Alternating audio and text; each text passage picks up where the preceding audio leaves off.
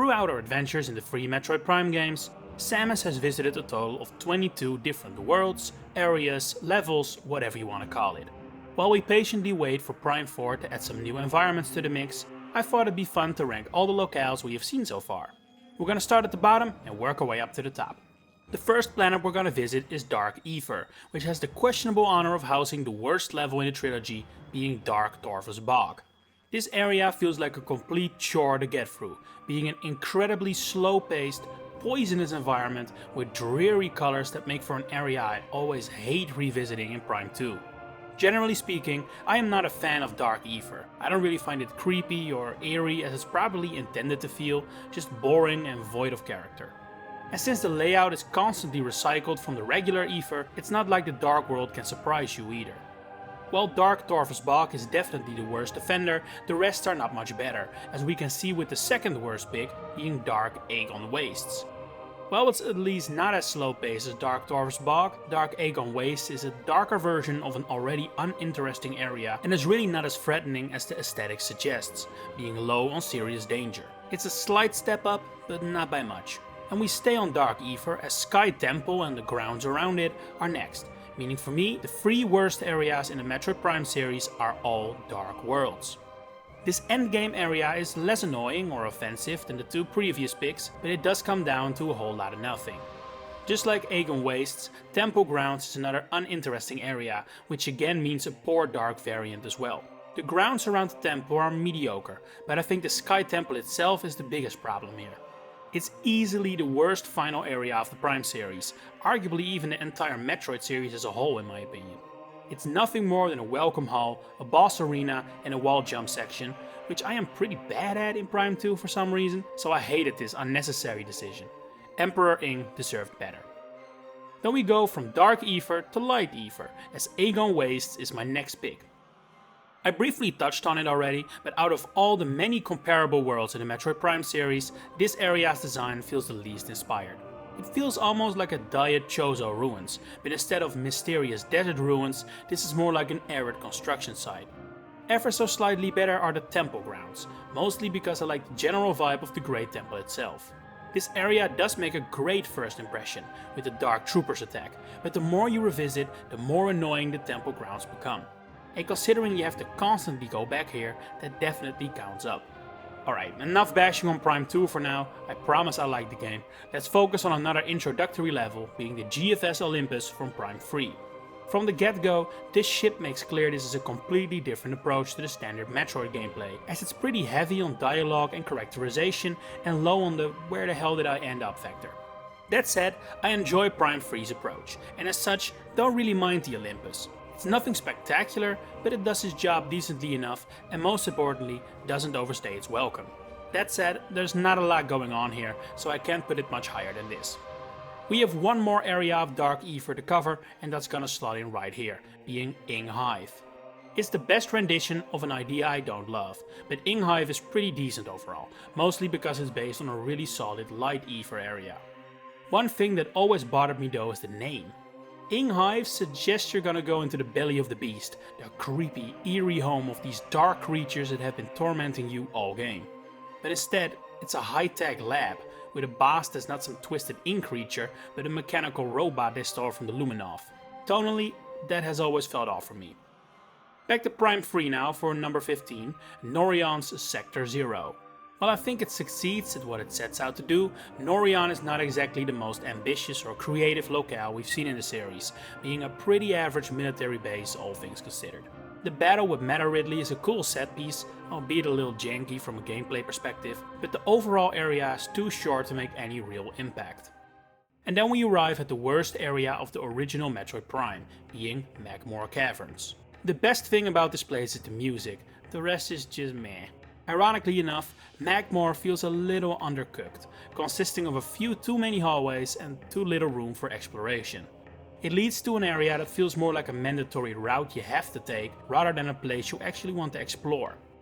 It's especially a shame because lava-filled locations are such a staple of the series. It would have been nice if the first 3D one was up to snuff.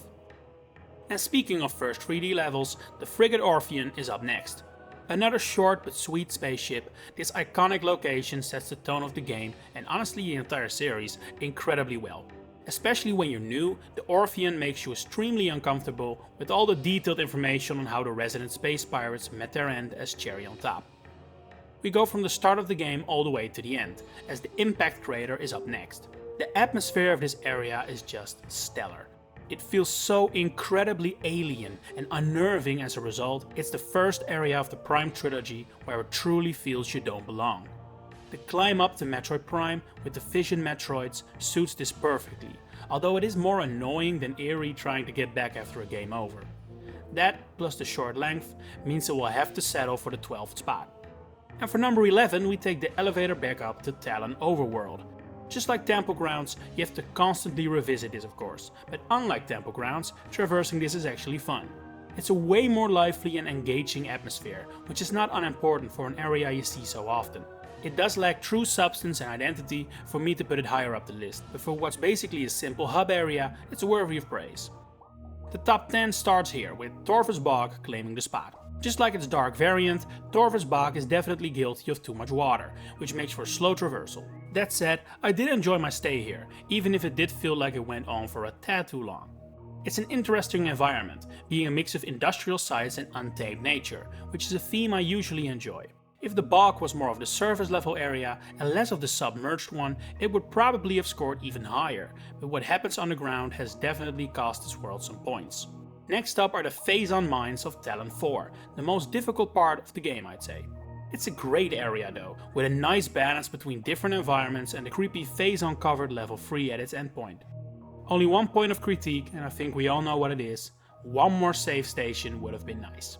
For number 8 we continue on all the way to the current final area of the Prime Trilogy, being Phase. This is the impact crater on steroids. It's such a bizarre and otherworldly environment, you're truly left guessing what's awaiting you next around every corner. It is a shame though that it ends up being a tad anticlimactic, with a final boss that's definitely a tad too easy, but that doesn't mean the rest of the planet isn't a great experience. The 7th spot goes to arguably the most iconic location in the Prime sub-series, being Chozo Ruins. What a hell of an introduction this is. While this location definitely isn't scary or creepy, it does succeed so well in making you feel completely alone.